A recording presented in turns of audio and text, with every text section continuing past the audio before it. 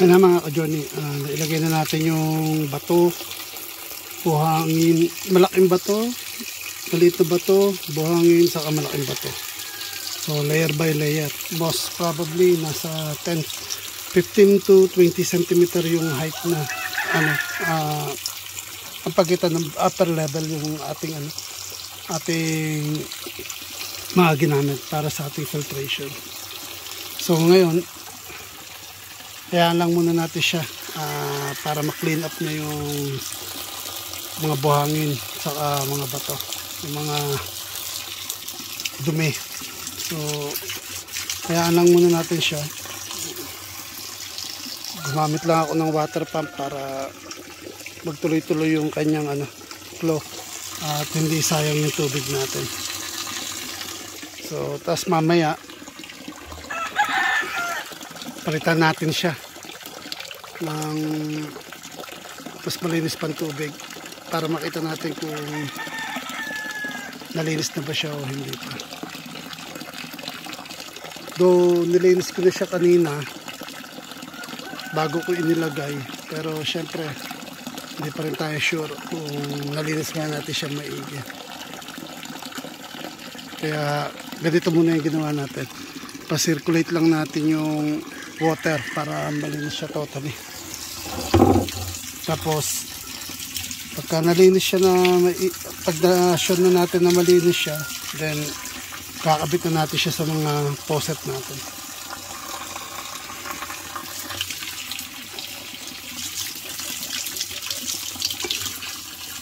Gusto ko lang i-ensure na malinis siya bago natin siya i-connect sa natin, sa inlet ng faucet natin.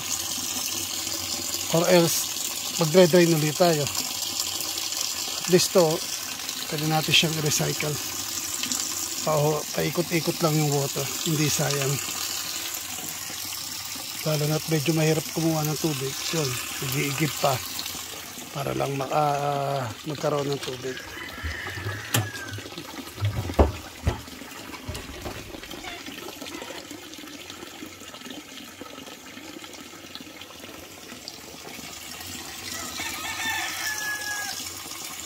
So para sa mga first timer na nakapanood ng aking video at kung may natutunan man sila, just please hit the like button and just comment kung meron kayo gustong i-add.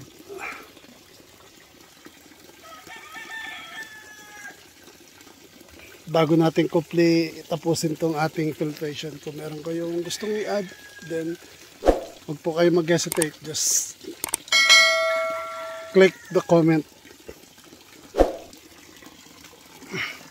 Sa mga bag, yun na mga ka-Johnny, medyo lumilinaw na yung water.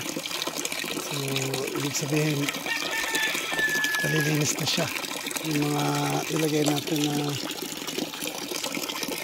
bato at graba. Bato, graba, parehas lang pala yun, at saka yung buhangin. Pero hindi pa tayo kontento dyan. Papalitan natin ng water and hayaan lang din natin siya mabukot.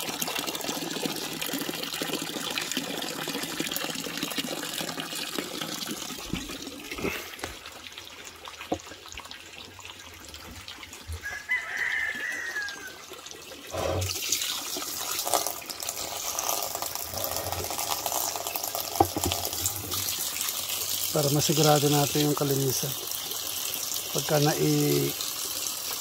kabit natin sa ating faucet.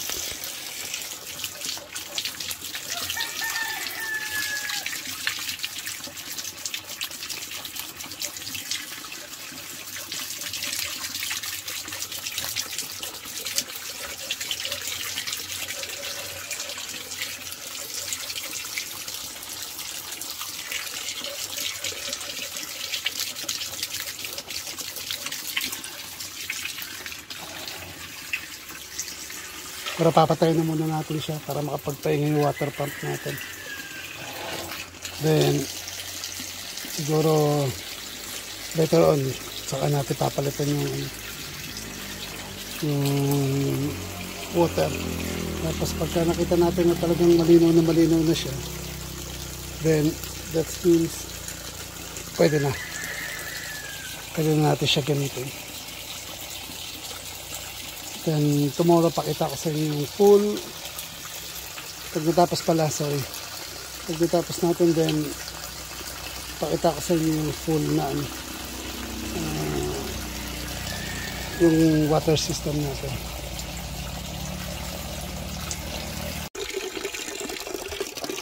Magandang araw mga ka-Johnny. Yan po, pinalitan na natin yung lumang tubig natin kahapon. So bagong tubig na to na ginamit natin.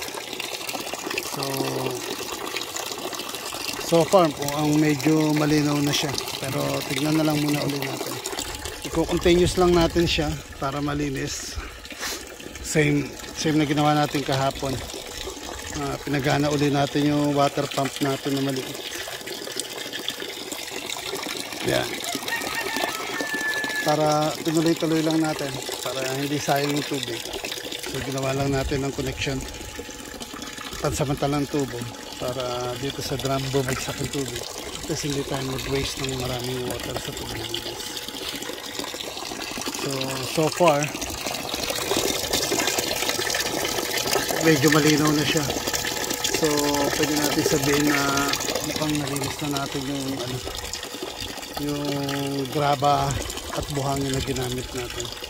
Pero ayaw pa rin natin magpakampante. So since i-install naman natin yung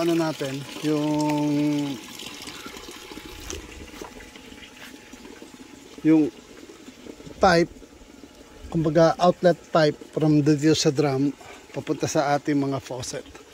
So install muna natin siya, patayaan lang natin siya mag-run para malinis pa siya ng todo. So sa ngayon install muna natin to. So samahan nyo ako guys para sa pag-install ko nung ating water system.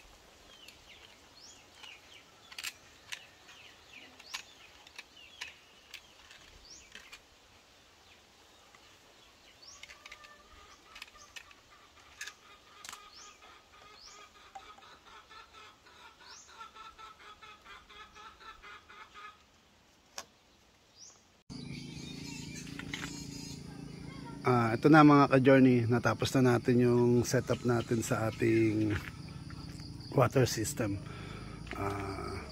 Malinis na rin yung mga ginamit natin para sa filtration. Tapos na-install na rin natin yung mga pipe. Nabigyan na rin natin siya ng enough time para matuyo yung pandikit na ginamit natin. Tapos nilagyan ko lang ng extension dito para sa gagamitin natin sa toilet, ay sa banyo, sa kusina. Kasi ito yung magiging kusina natin na until now hindi pa natin nagagawa. Nagtitiis muna tayo sa terrace para magluto. Yan. Since malinis na siya, lalagyan ko na lang ng support dito, yung mga C-clamp.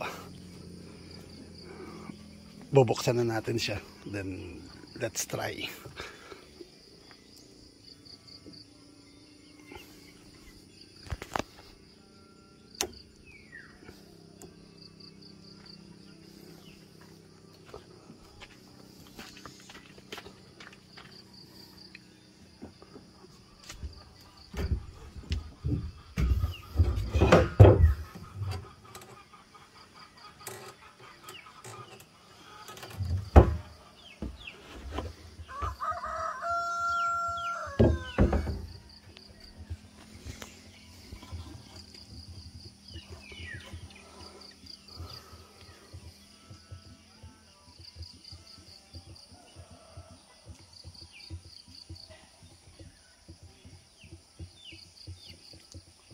Tignan lang natin, umakit yung tubig. Medyo half lang yung tubig eh. Napansin nyo, medyo hindi siya clear. Kaya yun yung sinabi ko na lagyan natin ng filtration para masigurado natin malinis yung tubig. Yan na.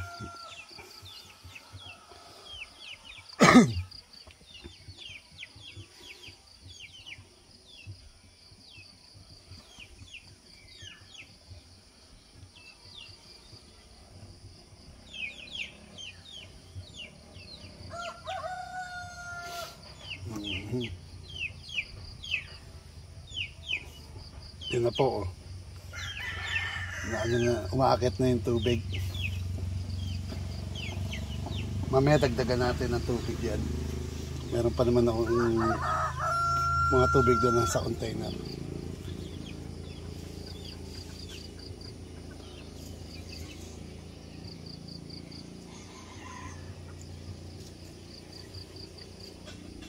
Yan po.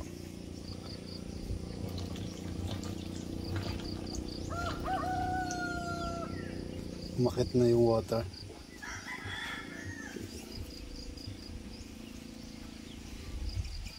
Tignan natin kung hanggang saan level siya. Tapos tignan natin yung mga leak kung meron tayong makitang leak. At least ma-change, ma-repair natin kung sakali magkaroon ng leak. Sadali lang, babalang po ako ah. So far, yung unang drum walang leak. Tapos yung ikalawa wala rin leak. Tapos dito sa last drum wala rin siyang leak. And then yung mga pipings natin wala rin siyang leak. Very good. So far wala po siyang leak. So punta ho tayo doon sa loob ng banyo. Yan, dito na po tayo sa loob ng banyo. Check po natin. Ito po yung gripo para sa ating labahan sa washing machine.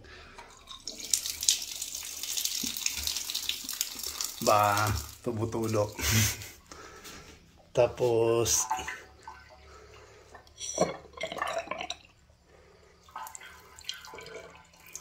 ayan, tumutulo din yung sa lababo. Do mahina. Pero okay na yan. Tapos to dating huli natin yung toilet. Ito yung para sa shower. Sa liguan. Tumutulo rin siya. So sa may CR,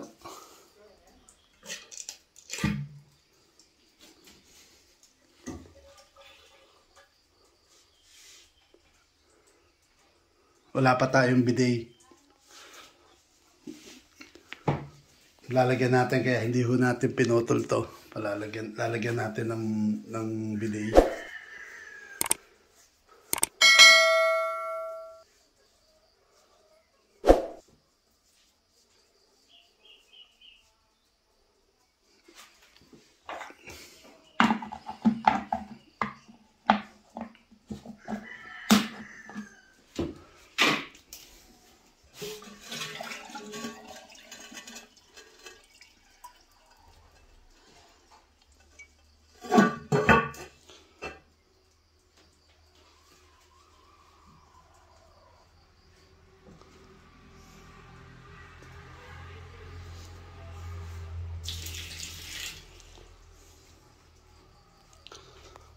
So far naman po, lahat working good condition. Yung mga gripo natin may tulo. Tapos yung flash, hintay lang natin siya na mapuno. Pero so far okay naman. Kasi pumapasok yung tubig dun sa loob ng toilet. Toilet flush. So, siguro hanggang dito na lang para tungkol dito sa ating water system. So, everything is working. Kaya, masasabi natin na success naman siya kahit pa paano. Though, gagawa lang natin siya ng little improvement pa. Pero somehow, okay naman na. So, sa mga nakapanood ng video, kung nagustuhan nyo at may natutunan kayo, please do like. And then, pa-comment na lang kung meron pa kayong gustong idagdag para dito sa water system natin. At para sa mga bagong subscriber, please do subscribe. And just hit the notification bell para maging updated kayo sa mga video na aking ilalabas. Have a nice day!